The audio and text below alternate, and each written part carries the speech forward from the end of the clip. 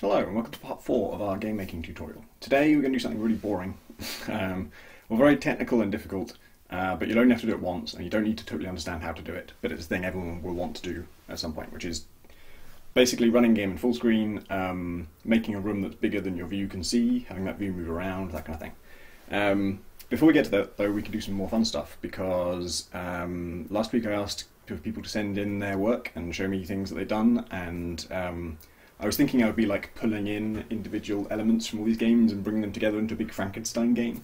Now that I've seen what people are working on, I don't think that's going to work. I mean, because like pasting in someone else's code is not really a good way of explaining how to do that thing, right? It's better if I do it from scratch.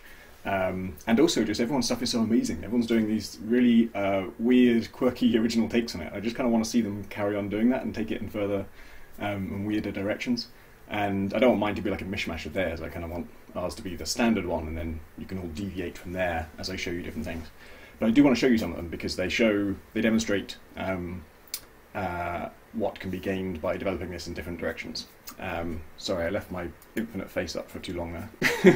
That's probably quite weird to watch. So the first one we want to look at is from Rhys Jenkins, and if I just drag this into GameMaker, we'll see basically all these are variations on the project that I've done, and with little quirks that people have added in their own volition. And for Rhys, what he's added is kickback and muzzle flash. So you see the first bullet is kind of like bigger and brighter, and it kind of looks like a muzzle flash. And it's amazing how much better this feels. This feels so good.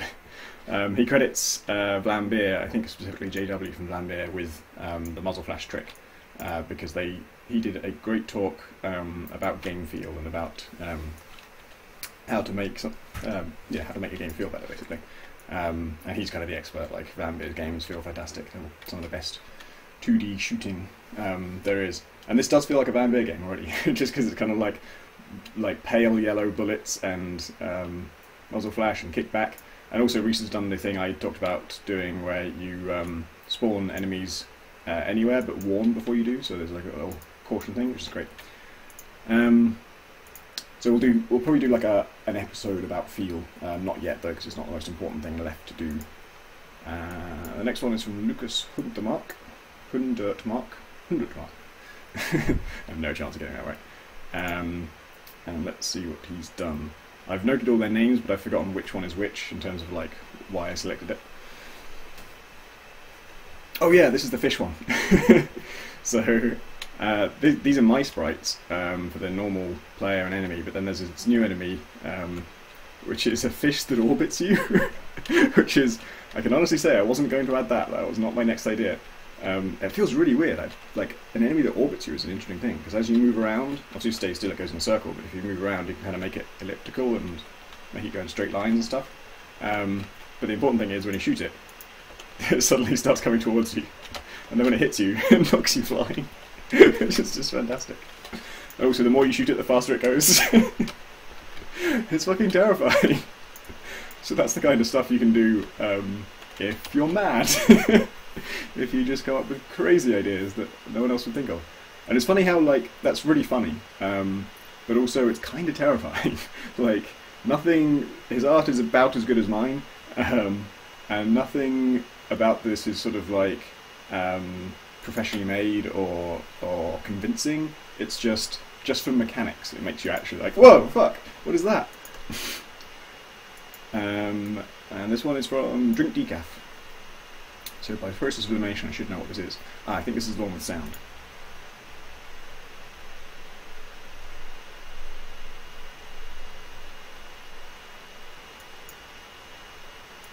Yes, okay, so there's a little firing noise, and there's an impact noise. Oh, there's a death noise at least. And he's added a little bit of a spread to the bullets, which is cool. And the thing I really like about this is it's all, I don't know if it's based on my art or if he's just copied it very well, but it's all very similar to the art I'm doing, but just better in every way. And the player character has a little turret on him. I don't know if you can see that at this resolution or whatever, but instead of the character facing my cursor, only his turret does. And that's actually how we do people in heat signature. people have a torso and a leg sprite, and the torso sprite follows your cursor, and the leg sprite moves in the direction that you're moving, so that the two can be completely independent. And we do a little bit of maths to check if you're running backwards or forwards and that kind of stuff. So that's funny. So, oh yeah, there's one more I want to show you. This from, I'm going to try and say his name, Mitch Lloydolt, which is mechanically very similar to what we've already done, but graphically like, what? This looks fucking fantastic. There's wobbling yetis, and then when you shoot the yetis, they blow up into like a small swarm of spiders. And my pause there was because I was thinking they blow up into 2 spiders. Is 2 a swarm? But yeah, this is amazing. And he's even got like lighting technically, like these dark areas when things go into them, they actually get darker. I imagine that's just an overlaid sprite with some transparency. But yeah, this is a good example of even with our basic mechanics, how cool a game you could make if you were also good at art. I'm not, maybe you are, but even if you're not, it's kind of, I find it reassuring to know that like anytime I'm making something like this game as a game is pretty weak. I can say that because it's basically my game with one small addition. But you add amazing art and suddenly it's like, well, I'd play that. Might even buy that. So that's a good thing to know. Basically, as a designer and programmer, you don't have to do all the work. You just get a really talented artist and he makes it look good. So let's get back to our project and get into resolution. This is my second attempt at this episode because last night I tried it very late and I got almost everything wrong because resolution is like a thing you only do once per project, so it's years since I've done it now. And wait, I'm about to load up heat signature. That's just muscle memory. Like a game with no experience, that's what I want. And yeah, so I forgot it all and I screwed that up, and then after many takes and attempts, after an hour of recording, I finally got it right, and then I watched it back, and every time I run the game full screen, the game itself is just a black screen. And it was working for me, and I'm talking about how it's working and how it's not working perfectly and how I'm fixing that, but you just see a black screen every time. So I can't show you what it's like to run the game in full screen. I will be running it in a big window, but I'll be telling you to run it full screen. So, what we are going to do is make the game run full screen. We're going to make a room that's bigger than the screen, and then we're going to make the camera kind of pan around the room. Because right now our whole game fits on the screen. It runs in a tiny little window, and that's very easy. But it's probably not what you want for your final game. You probably want a world that's bigger than one screen, hopefully. And you probably don't want to run it in a window. But it's all rather tricky because you don't know what resolution people are running. So the first thing we'll do is we'll open our room and make it big. So make it 5,000 by 5,000. If we run that in a window, I think the window will just be really big. I'm not sure. Actually, no, I think it's going to stretch it down. So the thing about GameMaker Studio in particular, over previous versions of GameMaker, is that it will stretch and squish and mess with everything to try and make it fit on the screen that you're looking at. And yeah, so this is our 5,000 big room. You can just about see the player firing his little bullets and the one enemy, and then when we kill the one enemy, it spawns somewhere else. And so it's vast, but everything's been shrunk down. The GameMaker doesn't want to kind of like leave things off the screen, it always tries to squish things in, and we're going to have to kind of tell it not to because we don't want that. So we're going to have to be handling this with some kind of object. Like if we want to actually write some code, we need an object to attach it to. But it doesn't really make sense to attach like resolution and screen handling code to the player. For one thing, like if we might decide when the player dies that we destroy the player object, and then there's nothing to handle the resolution.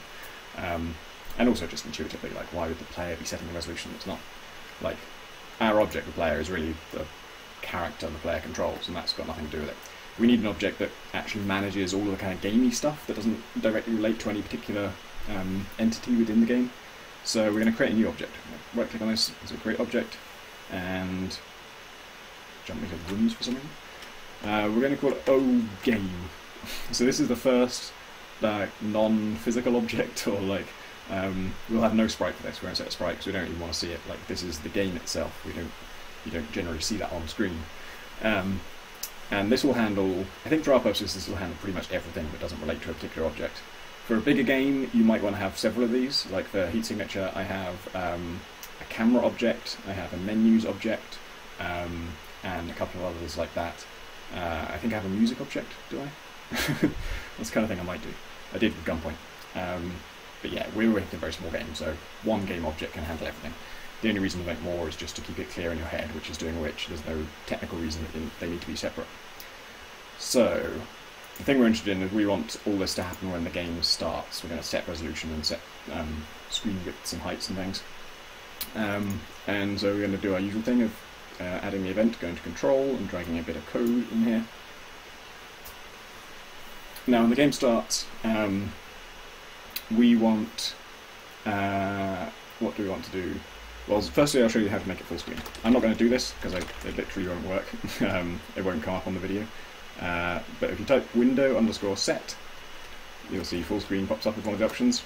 And again, look down the bottom, it says what it wants from you. It says full. What it really means is true or false. It wants to know whether you want to set full screen to true or full screen to false. So we can just type that. There are ways to do it in your game settings as well, but I think it's we're going to be doing a bunch of stuff in code, so we might as well do this in code too. And now that you know the command for it, you could change it with a menu option, right? Once we teach you how to do menus, you could have a button that says full screen on or off, and click that, and you would know what to type to make that change. I guess I'll leave it in my code, and I'll just write false, because that's not hard to understand, right? When you're looking back at your code, if you accidentally copy exactly what I've done and you want it to be full screen, it won't be difficult to read that line and see, oh, that's why it's not going full screen. So I won't test that because obviously that will do nothing. We're already not running full screen. The main thing we want to change is the room itself. So we've made it big, too big for the view to encompass in any reasonable way, and GameMaker is stretching it. We don't want it to do that. What we want is actually pretty much what we're seeing. Let me just resize this window so that changes it. So down in the bottom left here, there's this rectangle, and it's actually showing us kind of a mini-map of the room, so that if we were designing a level here, we'd have a good overview of which bit of it we're editing. But it's a really good illustration of what a view is. So essentially, this little rectangle is like a view, and this is what we want. We want our view to be at full scale. We want to see the player nice and big and the enemies at normal size. And we want that to move around the room. We don't want to shrink the room to fit in the view, we want to keep the view at the normal size of our monitor and then move it around the room. So, how do we actually do that in the game? Well, there's a tab here for views, and the first thing we need to do is say, enable the use of views. Because right now it just assumes by default you want to fit everything on one screen all the time. We don't. Once we click enable use of views, we need to also check visible when room starts, otherwise we'll get a black screen. I don't know why that's off by default, but it is. And down here it tells us we can set how big it is. There's the view in room and the port on screen. I'll explain what those are later. And right now they're set to 102x768. Probably isn't the resolution, but we're not going to change that. The reason is, it's tempting to just type in our resolution there, like mine is 1440 by 900. But if I type that in and then I send my game to you and you're not running that resolution, then it won't work. It will stretch and squish. So we're not going to set that there because we want to... the only way we can truly know the user's resolution is with code. We need to actually run a piece of code to check what their resolution is, and we'll set the view to that. But one thing we can do here is there's a section for object following, and when do we want the view to move? We want it to move to follow the player, right? So click this little thing and we just select the player. So that says we're going to track the player. And these two numbers here are how close the player can get to the edge of the screen before it starts panning. 32 is absurdly little. That means you're going to go all the way to the edge before it ever pans at all. So we could increase that to like 256. Don't have to do that. It's just you'll see in game when panning works. I'm going to check that. And let's try running it. So I'm running in a window, so it's going to be a bit different. It may already work for me, but you're only running full screen and it won't work for you yet. It will go weird for you. Okay, so yeah, you can't really tell, but I'm panning. So one thing I'm going to do is, as we test this, we are going to need to actually see whether we're moving relative to the background. We're also going to want to know exactly how much of the screen are we seeing. So let's make a background for a room. We want to do that anyway, right? We don't want it to be a flat grey mass. We could change that colour, but that doesn't really help. The problem is that it's all uniform, so you can't tell when it's moving, and it's hideous. So let's make a background. Right click on backgrounds, go to create background. A background is just a special kind of sprite that is only ever used as a background. It's never attached to an object or anything. So we click edit background, and it pops up with the sprite editor like normal. For some reason, with backgrounds you don't get to choose the canvas size, so you have to go to transform, resize canvas if you want it bigger. And I do. What I actually want to do is, I suggest you just make one that's like 512 by 512, use like an airbrush and make a pretty pattern or something, or just like try and give it some kind of texture. But I'm going to do something that will help us test, which is I'm going to type in my resolution here, which is 1440 by 900. And that's a very big background, but what I want to do with it is, can I zoom out? Yeah.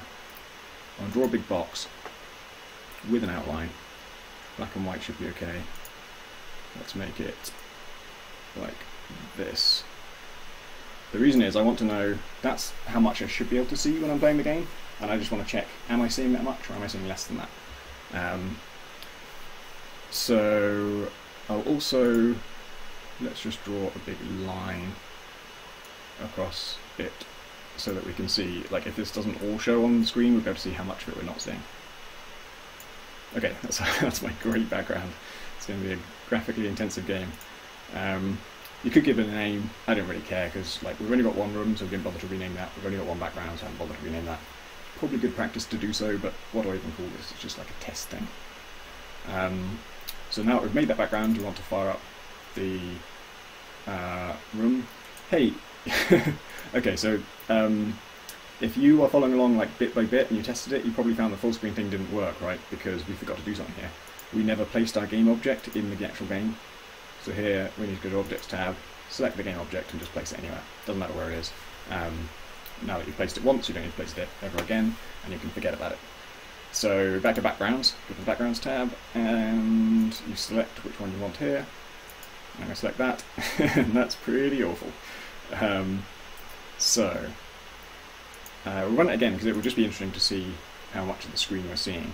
I'm running a little window, so it's not going to be all of it, but you'll be able to see that we're moving, at least. I hope. Yeah, so now when I move around, you can tell that I'm moving. You know where I'm going, and you can see that we're not seeing all of the screen, obviously, because we're running in a little window. But this is useful because lots of the things GameMaker does that you don't want it to do is stretching and squishing, and so if you have a box that's exactly the resolution you want to be able to see, then you don't get that anymore. You can tell when it's happening. So now here's the the nightmarish bit. I'm going to write a line now that you don't need to write because you're running in full screen, but I need my window to be bigger, so I need to set the size of the window.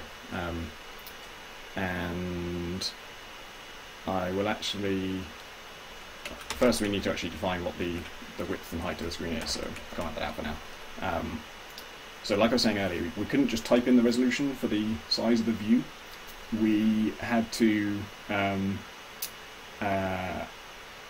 do it in code. And so how do we do it in code? We're going to create a variable for it, and we'll call it screen width, and we want to get the width of the display. Display is a different thing to the window. Like when you're running a game in the window can be like 1024 pixels wide, as it is here, but my display is 1440 wide, and we want to know the user's actual resolution, what they're really running. And so you just type, if you want to get the width of the display, you type display get width, and then some brackets. And for height, we'll do virtually the same thing, just replace width with height, and width, it's hard to select it, width with height. So now we have those things, and again this line, I think it's pretty self-explanatory what that does. I will put a comment above this line.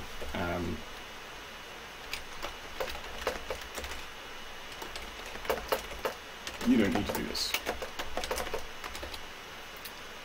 So we want it to set the window to be as big as the screen. So this is my like pseudo full screen thing, because I can't do full screen because the screen just goes black on the video. It works fine for me, but you won't be able to see it.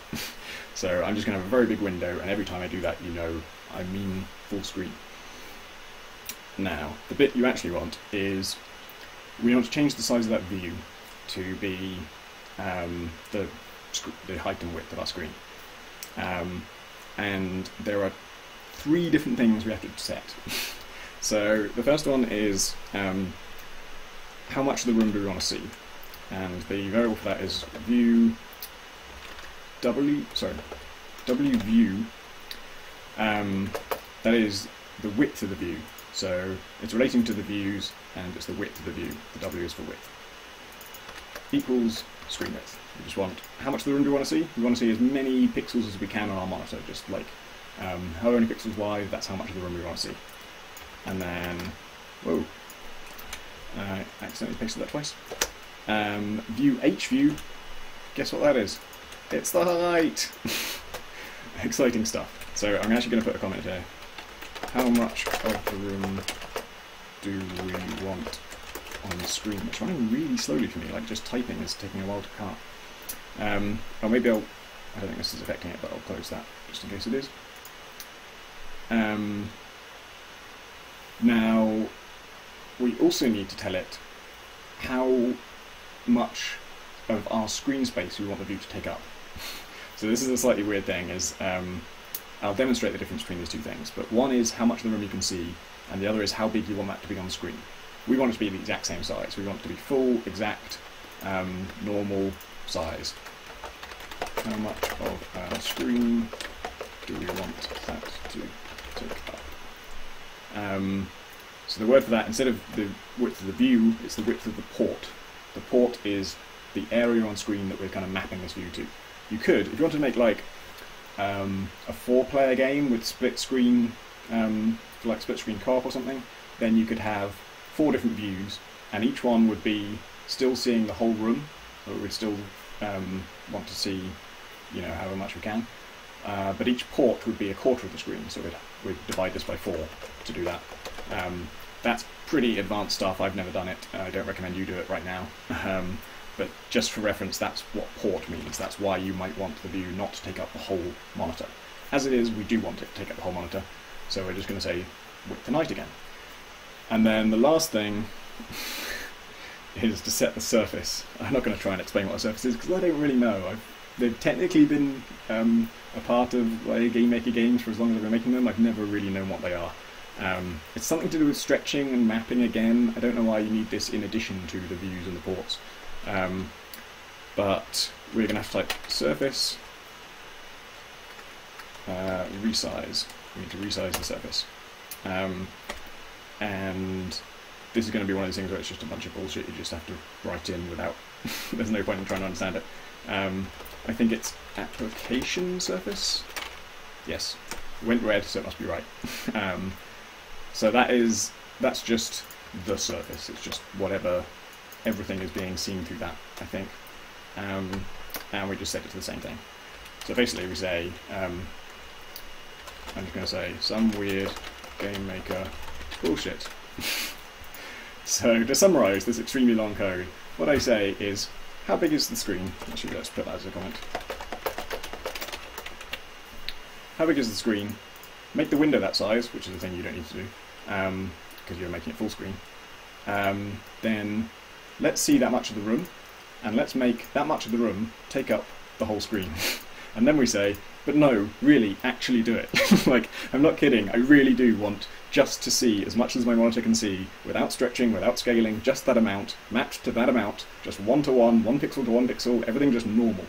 And for some reason all of Game Maker's defaults are geared towards stretching and squishing and making things map to kind of any size of screen, but we just want it to be as straightforward as possible, because we don't want our art to get squished, we want it to be nice and crisp. If we make something that's 1 pixel thick, we want to see that all of that pixel, and we don't want to see it as 2 pixels, and we don't want it to be inconsistent. So I realise that's a lot of bullshit. Obviously, as ever, the source code is going to be on the Dropbox. You could just grab it and copy and paste this if you don't want to type it all out. I will in a minute show you what some of these things mean so that you can get a better idea, but let's just test this is working, because that was a lot of stuff. So green tick and compile. It's going to be a bit weird because it's running in a very big window. It'll take up all of my screen, I might even... Okay, so that's roughly what we expect. And that big X thing I drew, we know that's the size of my screen, so we know we're seeing pretty much exactly as many pixels as we wanted to. And if I move around, hopefully, still pans nicely. This guy's going off the edge of the screen. I'm going to kill him, and then we still only spawn one enemy when he dies, so who knows where the other enemy is. This is a 5,000 by 5,000 pixel room now. So that's good. That is roughly how it's going to work. Let me see if I can... I'm going to Alt-Tab to OBS just to see if this is recording. Yeah, I saw the big X, so you are seeing some of the game. Because last night I did this and it was just a black screen. Okay, so that was cool. Well, I wasn't cool though. It was fucking dry and technical and way more lines than it should take to do this very simple thing. But again, you only need to do it once. This is in the startup event of our game object. Let's actually give this a heading. And we'll call it screen bullshit, because this is our game object, and we want to do lots of stuff in the create event of this. We want to do lots of stuff in the step event of this. Let's show you what it would be like if, to illustrate the difference between views and ports. Let's say we wanted to have the view twice as zoomed out. So we're going to keep all the art the same size, but we want to see twice as much of the room. So looking down this, what did we say? We said this is how much of the room we want on screen. This is how big we want that to be on screen. We always want that to stay the same because we always want it to fill our whole screen. So if we wanted to see more of the room, we would multiply this by 2. Right? We want to see twice as much. We actually want to see 4 times as much, but multiply both dimensions, you'll see 4 times as much. So what we're expecting when we run this game is those boxes I drew that are each one screen big, we should see 4 of those. Who knows if this works? Yeah, there we go. So that's my best explanation of the difference between views and ports. This is, we've doubled the dimensions of the view, but we've left the port the same. So it's taking up the same amount of my screen, but we're seeing 4 times as much of the game world. And you could do it the other way around. I'm not sure what that would do. But yeah, that's all you need to know really. So now that we have our game object, let's just quickly do a few other useful things. Let's add a step event to it, and drag in a bit of code. One of the things that's really been annoying me about our game is that, oh, it will super annoy you if you've been following along. Again, you'll be super annoyed by the fact that you can't quit, right? Isn't that irritating? It's probably been irritating you for a while now. So when you run your game full screen, you can't get out of it except by Alt-tabbing and then like right-clicking on it in the taskbar and closing the application. Sorry, I should have mentioned that sooner. So let's actually add a key for quitting. Let's, I'll just write this here. Quit key. So this is all stuff you know. If keyboard check, previously we've used just keyboard check because we're holding keys down. This time we want to, we only want this to happen once really, it doesn't matter that much, but let's be logical about it and say we want it, when you press escape, we want the game to quit. So we're going to say keyboard check pressed. So the moment the key goes down, and the word for escape is vk_escape. So if it's a letter, you do this weird odd thing. If it's a special key, it's usually vk_ and then the word like space or enter or whatever. So we open the curly braces, and then the command for ending the game, I think, is game_end. And let me look it up.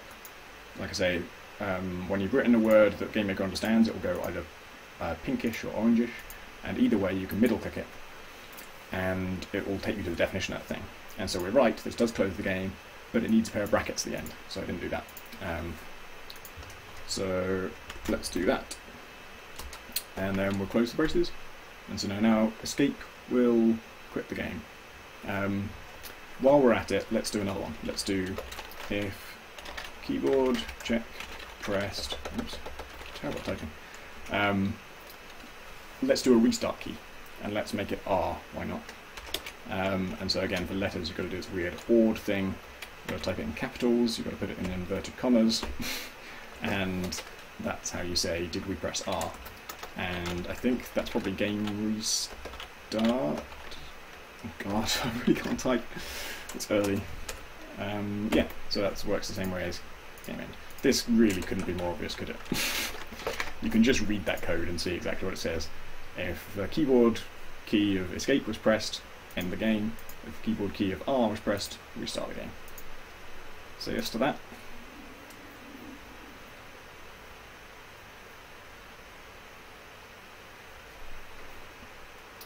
Oh yeah, I forgot to check the background back.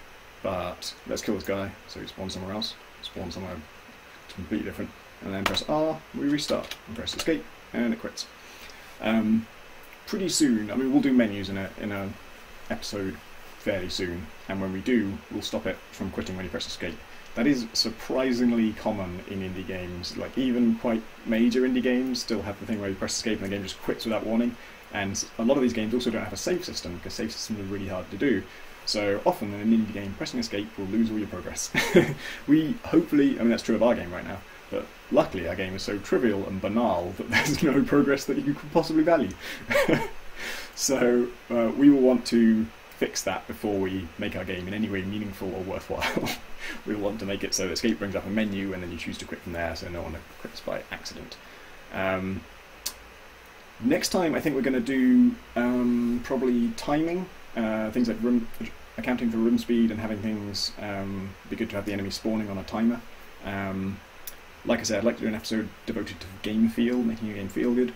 And there are a few other kind of basic things. This one's been a bit of like an eat your vegetables episode, because this is stuff you have to get right, but it's not exciting, doesn't make your game better really. It's just like, obviously you want to be able to run full screen, particularly if you're having mouse controls. It's so irritating to click outside the window. So yeah, this is a bit of a dull one, but there was one thing I wanted to say about sending stuff. Don't send any more stuff. I got 60 emails of people sending in their source code and sprites and stuff, and it's all amazing stuff, and it's so incredible to think that like there are now 60 games that didn't exist before this. At least, you know, those are just the ones who sent them in. But like I say, I'm not gonna Frankenstein all your stuff together into one hybrid project. I'm going to get inspiration from it, and if I copy anything from you, I'll credit you, obviously. But what I'd like to do is definitely keep on showing me your stuff on Twitter and stuff. Just post a link to your to a video of a game or a GIF or even just screenshots, and add me at the end at Pentadact. I'll show you what that looks like. I did so last episode, so there's no reason why I need to do this, but I'm going to do it anyway. Yeah, that's me. So it's been fantastic seeing it, the stuff. There's been just so many amazing things. I think I forgot to mention actually, if you're looking at the stuff I've been showing you that's like way in advance of what we're doing, people are just adding features I haven't told you how to add. People are doing incredible artwork. It should be said that out of the 60 emails, you know, I picked those 3. So this isn't like where everyone else is at. If you're looking at this and thinking, shit, I'm not that far ahead, that's fine. That's perfectly normal. These people are freaks. They've gone crazy and they've gone off the rails and they've started doing their own thing. And if you're feeling bad about how fucking good this guy's art is, I looked him up. Well, I clicked on his name. I did my research, and he's an artist at Obsidian, so it makes sense that he's good at art. So that's it for this episode. Thanks for watching.